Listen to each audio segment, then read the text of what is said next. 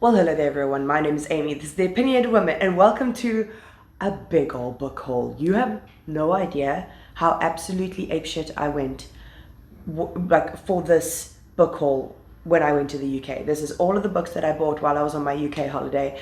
Some of them are on that book shopping vlog that I uploaded, I'll link that down below. I've talked about some of the ones that I read in a Crafty Reads, I'll also link that down below, but I wanted to show you all of my spoils and all of the different places that I got books, so that is what this video is for today, so let's get into it. My first batch of books are the ones that I got at the airport. So an airport book is kind of like a tradition of mine. So when I arrived at Cape Town International, when I was going to the UK, I bought myself a book that I could start on the plane, and that was Still Life by Sarah Winman. It's weird because the last two times, like even though it was very, very far apart, that I've gone to the UK, I've got something gay that has life in the title. How random is that? So Sarah Winman is someone that I've read twice. Her book Tin Man was like a really big hit, and this is basically set at the end of and then after the Second World War. So we're following our main characters, Ulysses and Evelyn, mostly Ulysses. They meet in Italy when they are right at the end of the war. He's a soldier and she's there as like an art historian.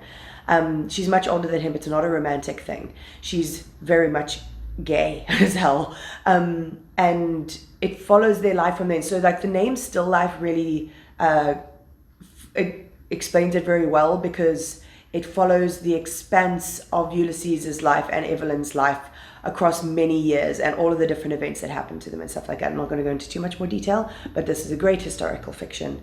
And Sarah Winman's writing is lovely. Then on the way back to Cape Town, I went to WH Smith because they always have a special, which is a buy one, get one free. No, buy one, get one half off. So I went in there and got two new releases or newer releases for a really good deal. And the first one that I picked up was Learned by Heart by Emma Donoghue.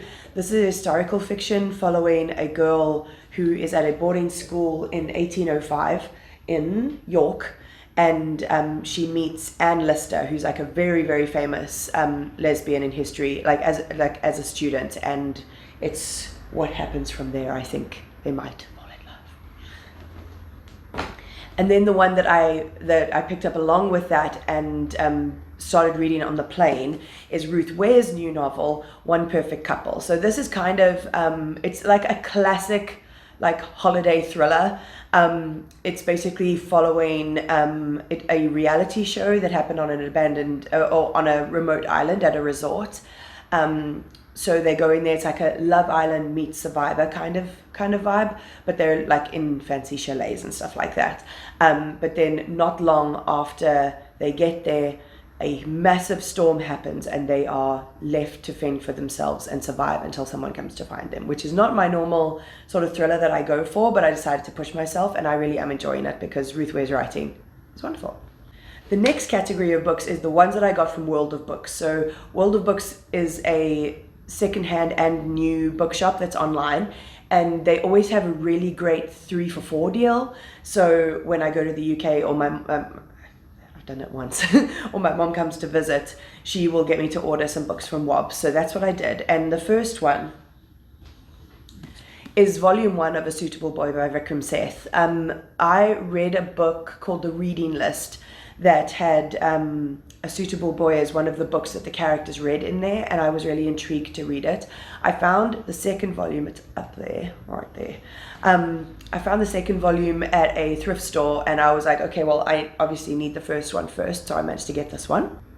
I think this is basically around our main character trying to find love, and it's also a lot about her family. This is like a big, large Indian family. So I don't know too much detail about it. As you know, with a lot of the books, I just put it on my TBR and I forget about it. So yes, I'm going to try volume 1. Can you believe how thick this volume is? There's 3 of these buggers. 3!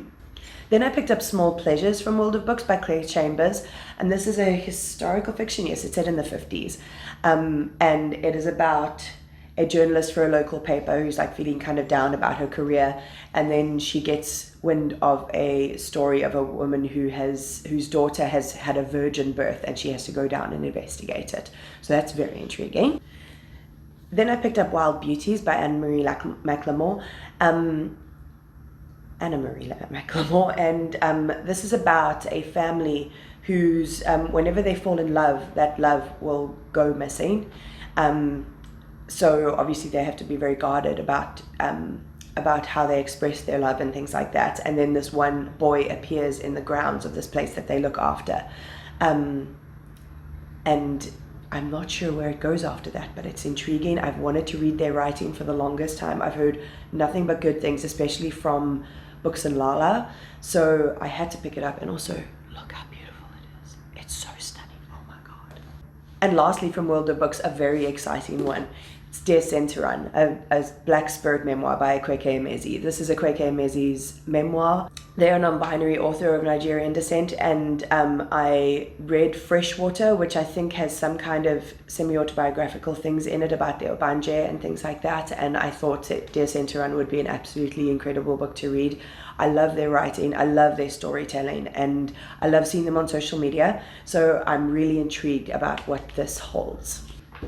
This next batch is more miscellaneous, and it's starting off with, I always forget how to say this title.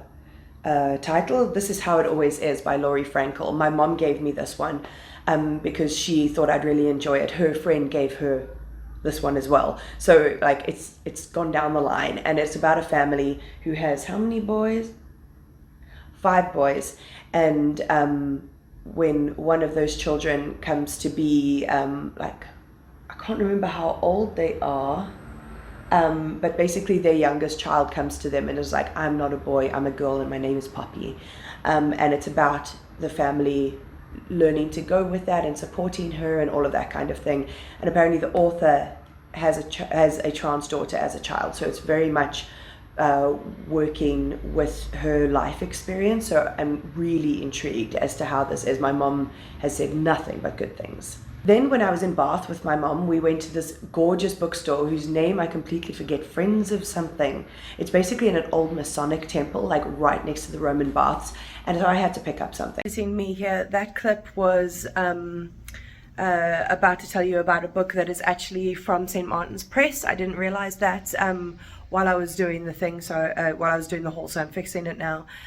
There's a boycott currently going on against St. Martin's Press, and while we are allowed to buy the titles and support the authors, we are not promoting them. Hence, I will not be promoting this book here. So let's move on to the next one.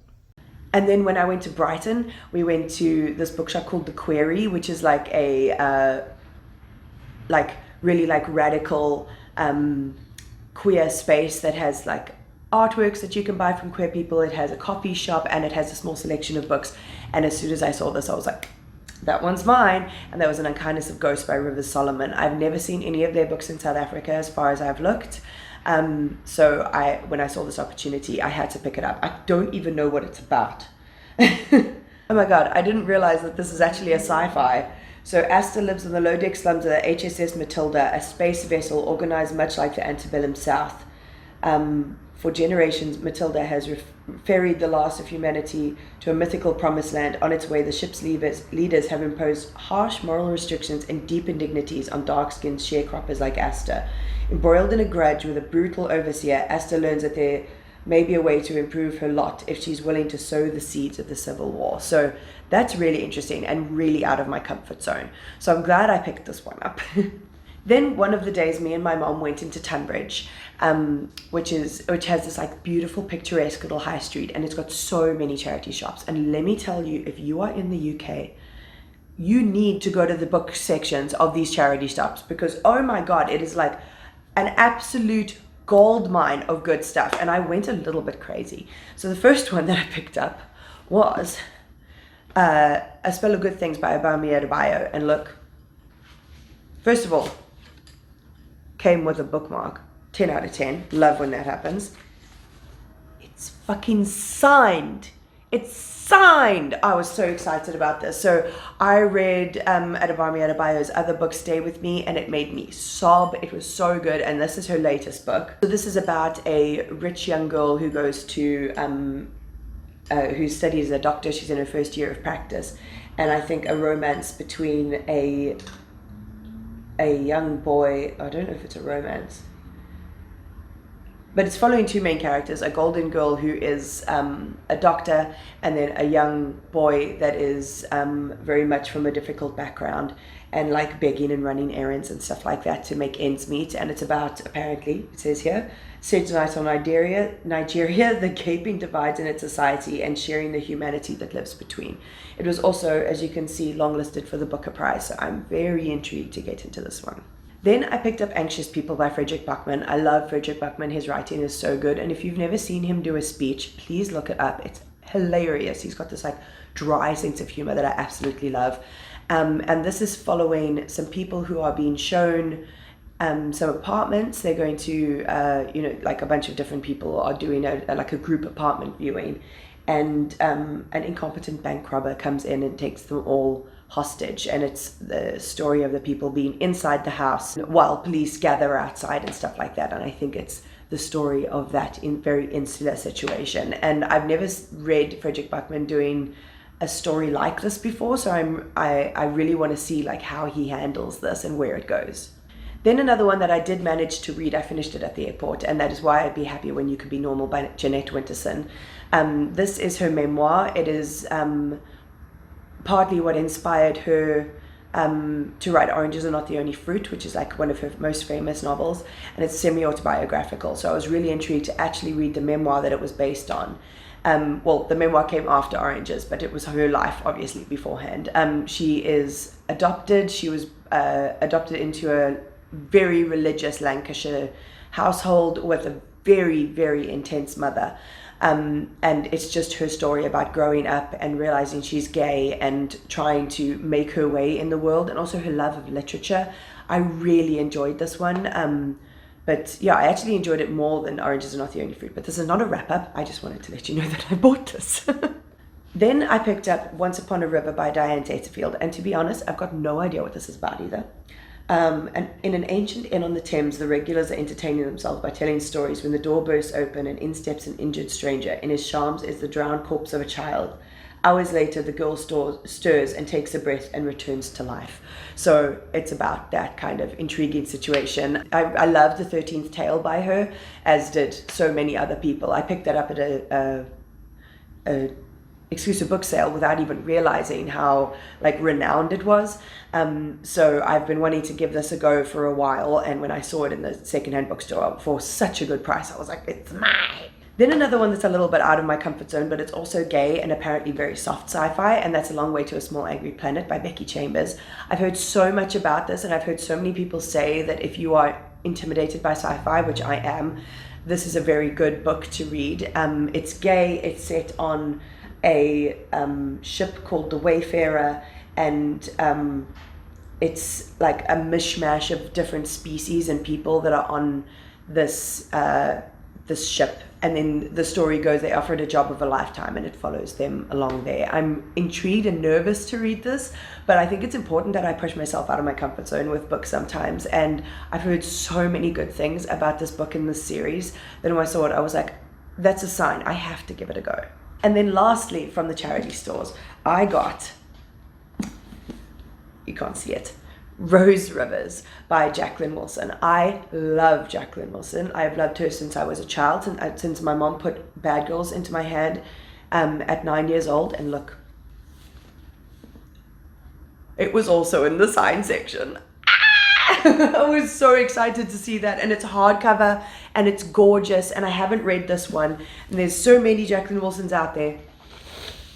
I don't know what this is about. There's no blurb or anything like that. I just know it's one of her historical middle grades, and I was so chuffed to find this, especially signed. That is insane. So yeah, I'm just going to go into this one a little bit blind and just totally revel in the new Jacqueline Wilson vibes. It's me. Weeks later, I have no idea what happened to the end part of this clip.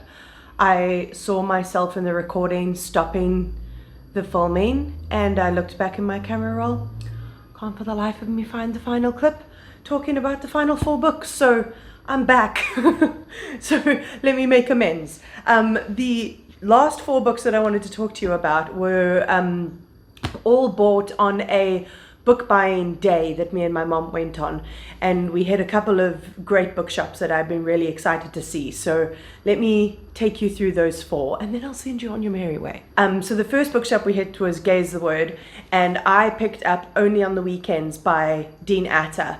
I love Dean Atta. His book Black Flamingo was absolutely incredible. This copy, yeah baby, it's signed. So I was like, as soon as I saw that out, I've wanted this book for ages.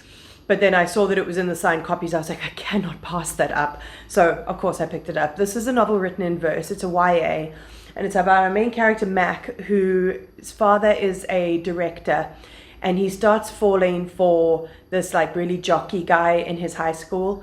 And he doesn't even know if he's queer or anything like that. But, like, an unlikely relationship starts to form. And then his dad springs upon him that they are going to live in Scotland for 3 months while they film this sort of biography type of biopic of this trans actor called, what is his name? I can't remember his name. He goes to film a movie about this trans actor that he's met, and Mac has to come with him, and all kinds of things ensue from then. I really enjoyed it. I've already read it. It's in a wrap-up.